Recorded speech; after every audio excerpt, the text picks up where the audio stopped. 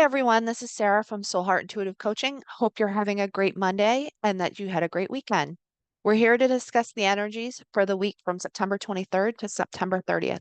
So, what does the energy have to tell you in each of the signs? Pay attention to your sun and moon, sun and rising sign, especially, as they can give you great information on how you should best proceed during this week.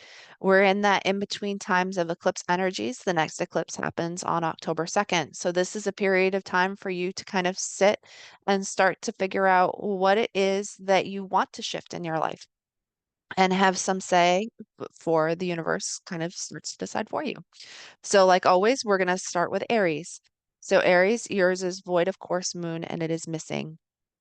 So the void of course moon is an opportunity for you to kind of sit, reflect. So that's what you're going to do this week. You want to sit, you want to reflect. You want to see what energy is coming through for you.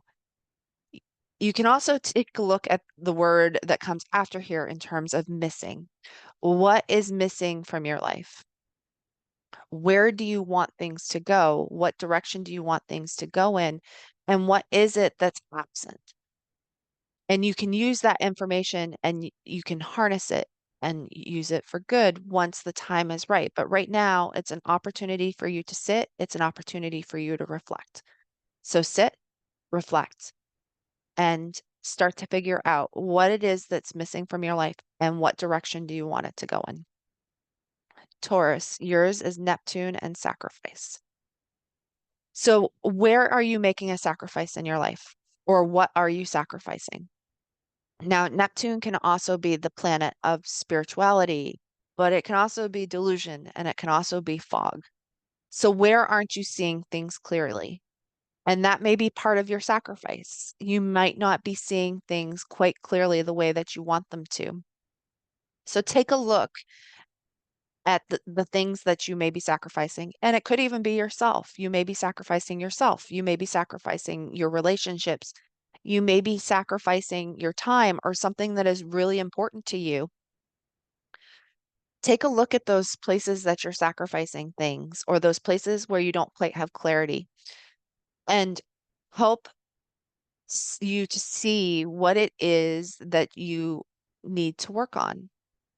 This is an opportunity for you to figure out those questions that you might have. Where do you want to look at those questions? What do you potentially want to do with them? Gemini, yours is seventh house and its partners. So, of course, your planet is ruled by Mercury. Mercury is all about communication. So, this is communication in partnerships. Now, of course, you can't have communication by yourself, but what is that communication teaching you? What are those partnerships teaching you? What do you need to learn about partnerships?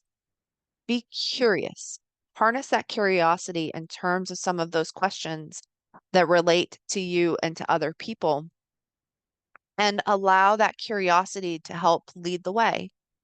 Let it guide you and show you where it is that you potentially need to make some adjustments.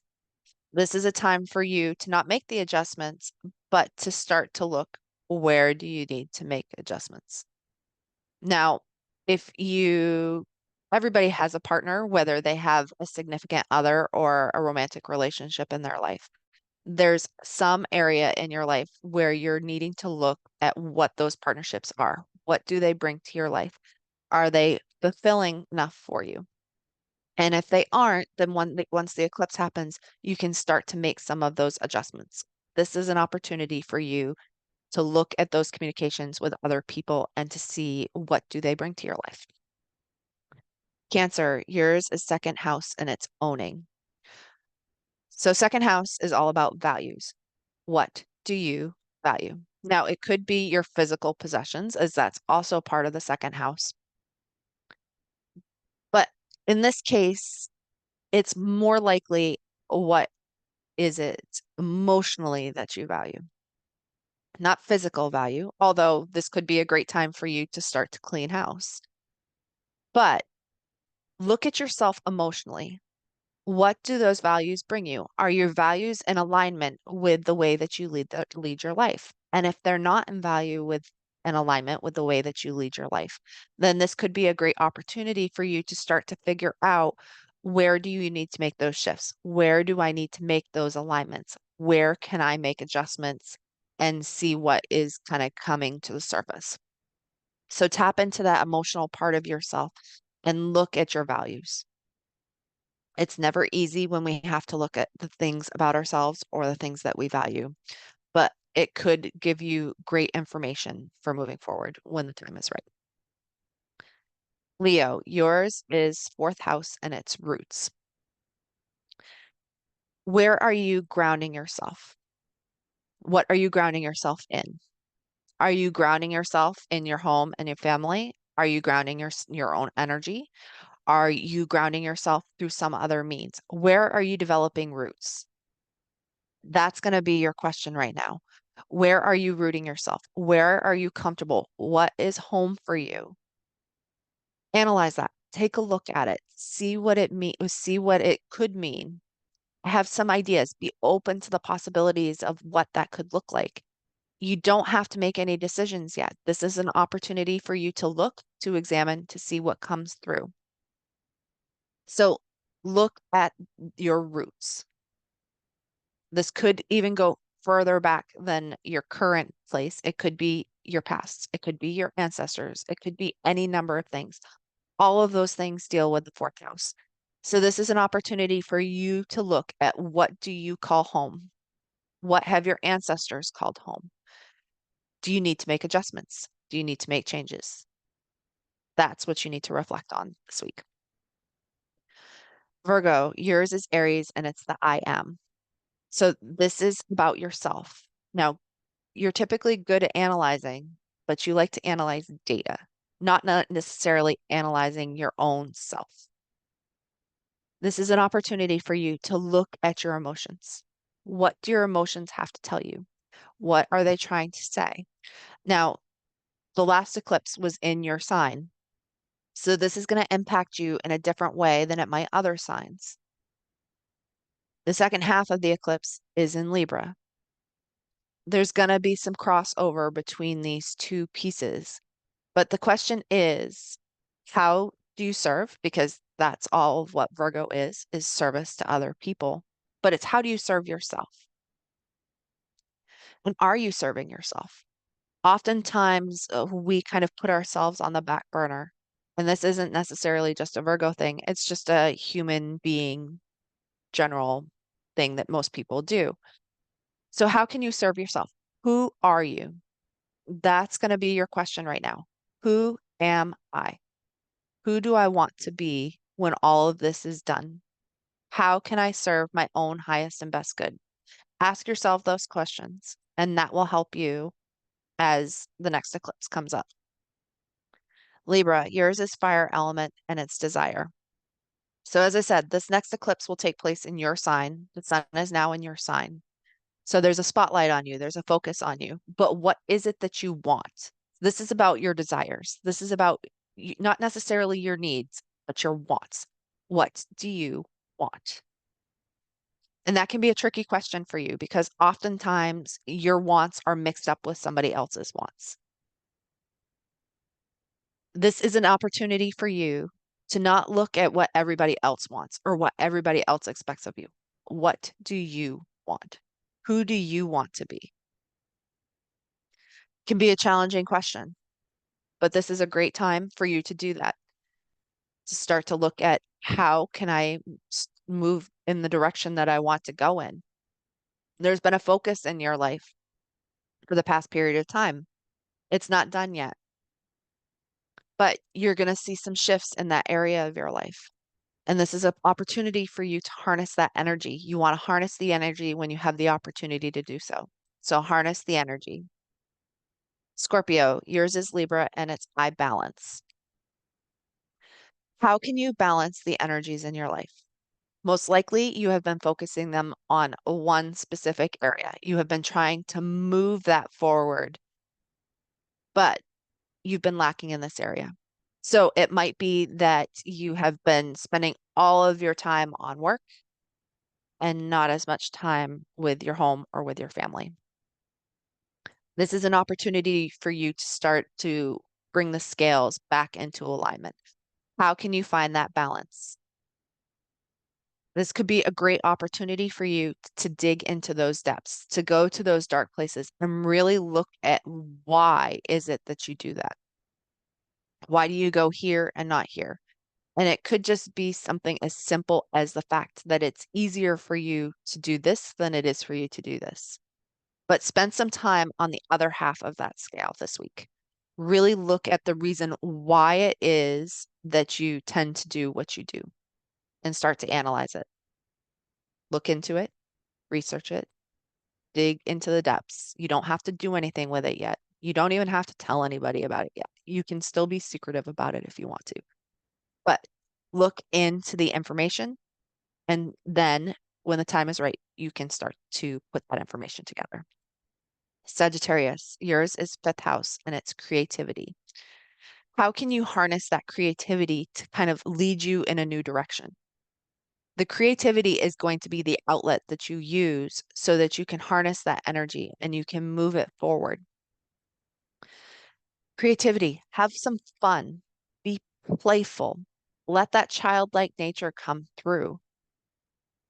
You can worry about this stuff later if you want to, but you can also use it and harness it to give you the information that you're looking for. So use that sense of creativity to bring forward what it is that you need to work on. Or maybe it is creativity in and of itself that you're meant to work on. Paint, draw, anything else that has a creative outlet for it. Just allow that to come through, allow that creativity to shine. Capricorn, yours is solar eclipse and it's revolution. Pluto has been in your sign and it has been changing an area of your life, teaching you about power dynamics. Pluto will be finishing up its journey in your sign in mid to late November, but it has something else to say first. It wants to make one more area of change in that area of your life.